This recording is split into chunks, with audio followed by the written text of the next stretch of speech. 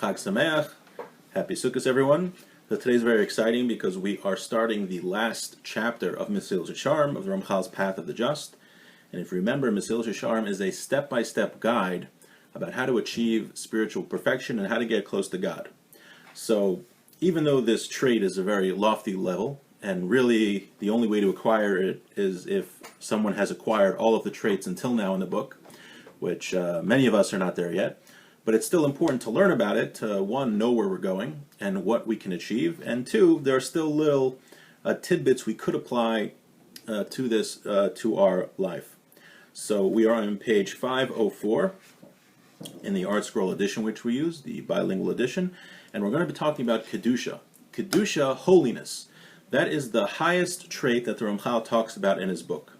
So after someone's already done Zehirus, Rizus, watchfulness, he's careful not to sin at all, Zrizus, he's always running to do mitzvos, Nikiyus, he's totally clean, and then all the other are Precious, he, even from things that are allowed, he doesn't do because it might lead to a sin, and Tara, purity, Chasidus, piety, and all of the other attributes that we talked about at the top of the list that the Ramchal talks about that one could achieve by himself is Kedusha. Now, after Kedusha, after holiness, the Ramchal is going to talk about comes Ruach HaKodesh, which is divine inspiration, and Tchias HaMesim, and resurrection of the dead. But he doesn't talk about this because these attributes, those attributes of Ruach HaKodesh, of divine inspiration and resurrection of the dead, isn't something that a person can work on himself. It's something that God gives him. And we're going to see that even Kedusha, even holiness, has two parts. There's a certain part of holiness that a person can work on himself to be holy, and there's another part of it that he can't attain himself, but rather God gives it to him as a gift. Inyan HaKedusha, so page 504, Inyan HaKedusha Kafalhu. It is double. The topic of holiness is twofold. Dahainu Tchilaso Avoda V'Sofu Gemul. The first part of holiness is of what a person has to work on himself. V'Sofu Gemul, in the end, the end of it is a gift. Tchilaso Hishtadlos V'Sofu Matana. The first part is what a person sanctifies himself, and the second part is that he becomes sanctified by Hashem. This is what the sages said. If a person sanctifies himself a little bit,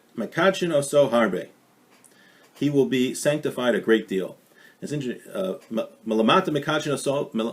When he does it by himself, he will receive help from heaven, and heaven will sanctify him. Now, what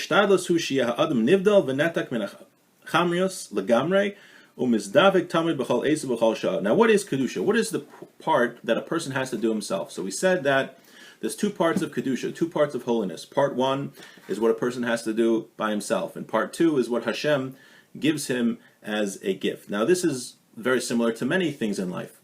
It says that if a person wants to grow spiritually, all he has to do is, it says, open for me the opening that is as big as an eye of a needle, and I will make for you an opening that is as great as the entrance to a great hall. Meaning, if we just try a little bit, just a tiny bit, then Hashem will help us a great deal. So we see this more specifically here in this trait of Kedusha, of holiness, that it's really impossible to achieve holiness by oneself.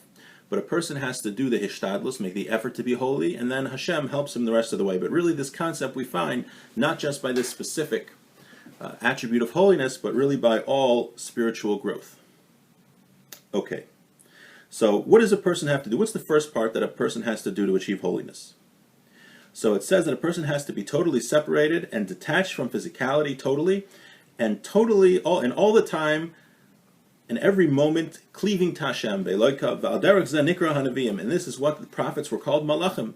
The prophets were called angels. It says about Aaron the Kohen, Moshe's brother. Aaron was called an angel of God. And it says, they insulted the angels of God. Now,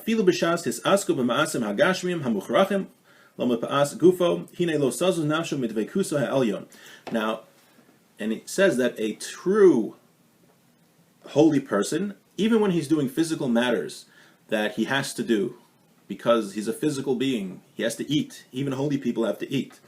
But even when they're doing those things, they do not deviate from this closeness that they have with Hashem, even when they're doing physical things. And like it says, Dav kanafshi achrecha, my soul cleaved after you, ki tamcha yeminecha, and your right hand has supported me. So, many people feel a closeness to Hashem, and they're thinking about God, specifically now it's Yontiv. It's a very, I would say, an easier time to think about God. We have a special siyata d'shmaya, special help from heaven to grow spiritually during this time, during Sukkot, during Yom Kippur, during Ne'ilah. People feel very spiritual.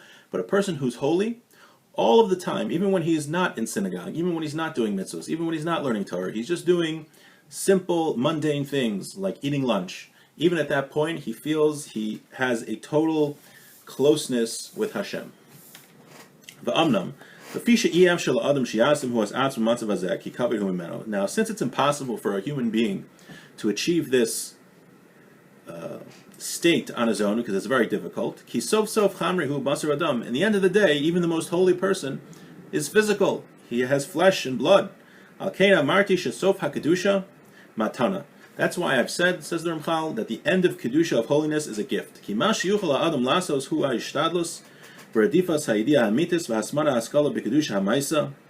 That which a person is able to expend effort and run after these true ideas and constantly review them, and with the holiness of his actions. In the end of the day, God leads this person in the way that he wants to go. And then God has his holiness dwell upon him and sanctifies this person. And then this person will be successful. That he can be in a constant state of holiness with God. What the normal nature of physical nature would normally prevent a person from achieving, Hashem will send him help. Like it says, Hashem will not withhold goodness for those that go with him in wholesomeness. Like it says in the statement I said before, a person sanctifies himself a little bit. That with what he can achieve on his own. Then Hashem will help him a lot, and like we mentioned before. So if a person wants to achieve Kedusha, holiness, he says it's impossible, the Ramchal says it's impossible to be a holy person who is constantly connected to God on one's own. It's impossible. One needs Hashem's help. How does one achieve Hashem's help? By making the effort on his own. And once Hashem sees the sincerity and that the person's making a sincere effort, then Hashem will sanctify him from above and will bring him the rest of the way to achieve that level. Because it says that whatever a person wants to go, whichever way he wants to go, Hashem helps him along the way. And that's really every area of our life. There's so many things we would not be able to do by ourselves unless God helps us. We really couldn't do it. We can't do anything unless God helps us. So that's a good idea. Sometimes we think that a challenge is too difficult.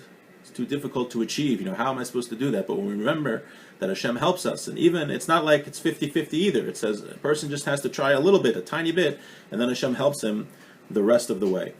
A person who has achieved this level, that he is sanctified with the holiness of his Creator. Even so, let's say a person now achieved this level. That means even his physical, mundane activities that he does, they become sanctified. With simanech achilas kachim, we see this from eating kachim. Shehi atzma mitzvahs nasei. V'amar zechron levracha kohanim ochlim u'balim miskaprim. Back when we had a temple, there was such a thing called kachim. A person could bring a sacrifice. Now, a person would bring a sacrifice for the temple, and the priests, the kohanim, they would certain sacrifices they would eat. They would eat the meat, and when the priests would eat the meat, that would cause the people that brought the sacrifice to have an atonement, a spiritual atonement. So we see the priests, the kohanim, who were these very holy people, through their physical action of eating, that generated a spiritual reality and spiritual growth for the people that brought the sacrifice. We see that Judaism is not a religion where we believe that a person has to be totally separate from everything physical. We don't believe that you have to go to be holy. We don't believe you have to go and live an aesthetic life in the desert and just meditate all day on top of a pole or something like that. That's not how it works. We believe that God gave us a physical world, and we sanctify the physical world with our actions. Now we're talking about a person who is so holy that everything that he does, even the physical actions, the fact that he eats and works, and whatever he does, that becomes holy. Now, the Ramchal is going to say there's a difference between someone who's tahor and someone who's kadosh. There was a level earlier called tara, which is purity, and now we're at an even higher level called kedusha. So what's the difference between somebody who is pure and someone who is holy? Because purity is also a very high level, but holiness is a higher level. So what's the difference? HaTahor ma'asav hachamriim einam lo ela hachreichem. The tahor, the person who is pure, spiritually pure, when he does physical actions, it's like they're forced upon him. He has no interest in physicality. He has no interest in eating. He has to eat because he has to survive, but he doesn't want to do it. He just wants to be all day devoted to spiritual pursuits. Like they say, I think Rav Aaron Leib Steinman is a very big rabbi. I forgot how much he ate a day, but it was like so little. It was unbelievable. He really just ate to sustain himself. They just do it because they have to. So these people are pure because they totally negate any of the evil which could be found in physicality. But they're still not the level of kedusha. So you see, a tahar, someone who's pure, is very holy, right? How many people do we know that they only do physical things because they're forced to do it and they really don't enjoy it? It's a very high spiritual level. Right? For the pure person, if he would much prefer that if he didn't have to do anything physical with his life, if he didn't have to eat, if he didn't have to drink, if he didn't have to work, if he could just spend his life dedicated to the service of God. Now, how could we're finding that someone who's holy is even higher than that? So how does that work? But the holy person who is constantly cleaving to his God, and his mind is going through these true these true ideas, with love and fear of his creator. It's like the holy person is like, even when he's in this world, it's like he is in the next world walking with Hashem.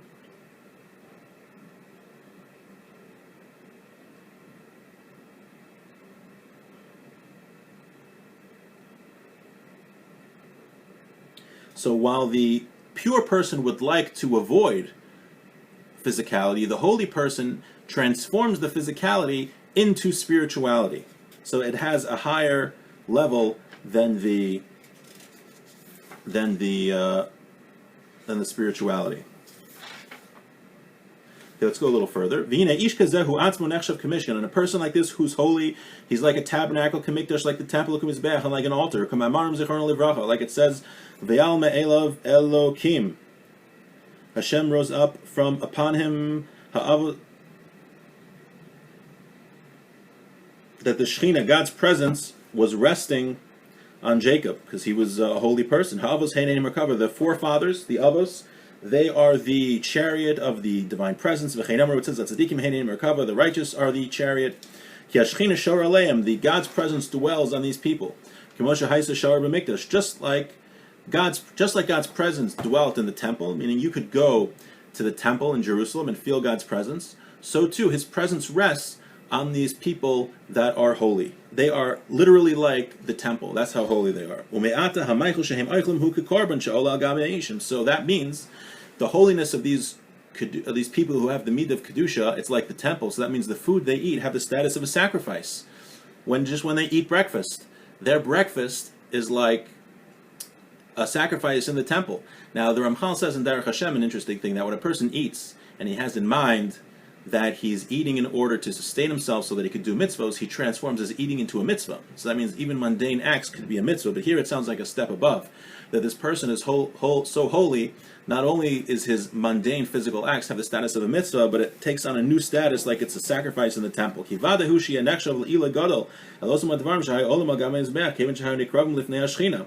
For sure, it's a great elevation for the things that are brought on the altar in the temple. So too, it's a great elevation for these physical things that are brought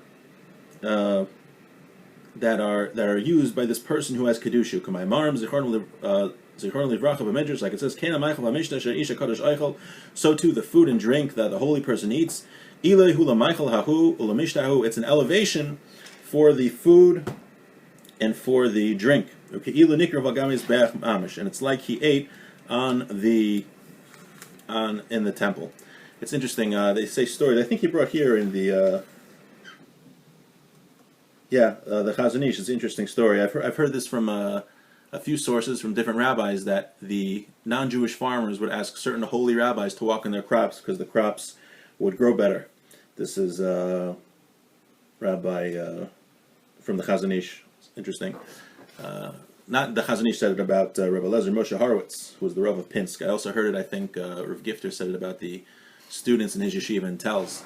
And it's well known that, and I think in the 3rd century, before the church started a lot of their anti-Semitic enactments in the early Christian era, that a lot of the non-Jews used to ask Jews for blessings and things like that. And that was one of the reasons a lot of the anti-Semitic enactments were made, specifically by John Chrysostom in, I think, Antioch at that time. But we see the idea here is that a holy person who's reached this level, he transforms, that even the physical acts that he does become spiritual and become elevated, and he literally is like the temple in Jerusalem with God's presence dwelling on him. And even if we might not be at this level yet, it's important to know what a human being has the potential to become, and that if we try a little bit, God helps us the rest of the way. And with that, wishing everyone a Chag Sameach.